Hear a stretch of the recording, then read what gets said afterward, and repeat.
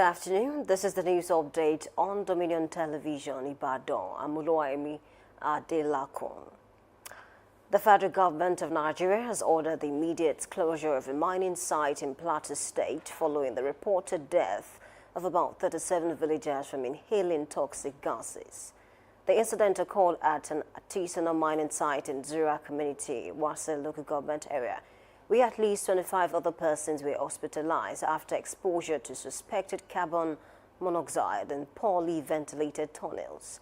Following the tragedy, the Minister of Solid Minerals Development, Dele Alake, directed the suspension of all activities operated by Solid Unit Nigeria Limited. In a statement issued in Abuja, the minister expressed condolences to the Plateau State government and families of the victims during a visit to Governor Caleb Mutfwang. The Independent Corrupt Practices and Other Related Offences Commission has confirmed that former Kaduna State Governor Nasir Rufai is currently in its custody over an ongoing investigation. In a statement issued, details of the investigation were not disclosed, but the ICPC said update would be provided in due course. Recall that the former governor had earlier submitted himself to the Economic and Financial Crimes Commission for questioning before the matter was moved to the ICPC. The Independent National Electoral Commission has said that more than 1.2 million Nigerians have been registered under the second phase of the continuous voter registration exercise. In an update on its official Exando, INEC disclosed that over 673,000 applicants began their registration online, while more than 555,000 completed the process at physical registration centers nationwide. Jigawa State recorded the highest number of new registrants, followed by Lagos, Sokoto, and Kano State. The Commission added that the exercise is ongoing nationwide, except in the Federal Capital Territory, where registration has been suspended ahead of the February 21st Area Council elections. Meanwhile, the Resident Electoral Commissioner of the Independent National Electoral Commission in Oyo State has revealed that over 500,000 permanent voter cards remain uncollected across the state. The reg made this known while assessing voter turnout for PVC collection and ongoing registration exercises during an interview with Dominion News. Our correspondent, Damilola Daudu, reports. As political activities gradually gathered momentum ahead of the 2027 general election, the need for eligible citizens to register and collect their permanent voters card has once again come to the forefront. The continuous voters registration exercise remains a critical process in strengthening Nigerians' democracy, as it provides an opportunity for new voters to register and for others to update or replace lost and damaged cards. Against this backdrop, the Resident Electoral Commissioner Oyo State, Professor Tella Adeniran, while speaking on Dominion News, said the Commission is intensifying preparation for the 2027 election while addressing the turnout of voters for PVC collection and registration in Oyo State. People have been coming out in mass, getting themselves registered.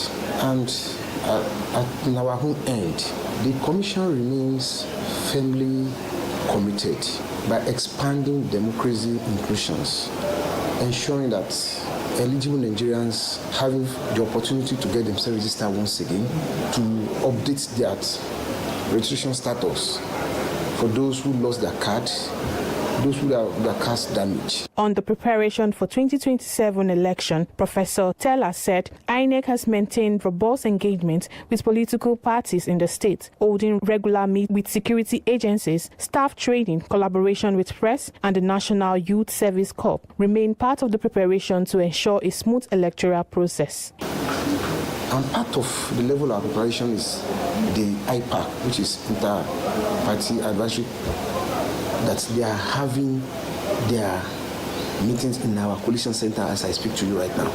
So, and more importantly, when election is even coming around like this, we always have a meeting with our ICES, which is Inter-Committee on Election Security. So, and we do that on a constant basis. He advised residents of Oyo State to sustain the momentum in voters registration and PVC collection, emphasizing that the power to choose leaders in the next 4 years lies with the electorate. Damilola Daudu reporting for Dominion News. On the foreign scene, the government of Kenya has confirmed that more than 1,000 Kenyans have been recruited to fight in Russia's war against Ukraine, with many leaving the country on tourist visas. Leader of the majority party in the National Assembly, Kimani Ichwan, told Parliament that rogue recruitment agencies have been exploiting the war to lure former security personnel and unemployed civilians with promises of lucrative overseas jobs. A report by the National Intelligence Service revealed that as of February, 39 Kenyans are hospitalized, 30 have been repatriated, 28 are missing, while dozens remain in military camps or on the front line. The recruits were allegedly promised monthly salaries of about $2,300, large bonuses, and possible Russian citizenship. A court in South Korea has sentenced former President Yoon Suk-yeol to life imprisonment after finding him guilty of masterminding an insurrection. The 65-year-old was convicted of his failed attempt to impose military rule in December 2024.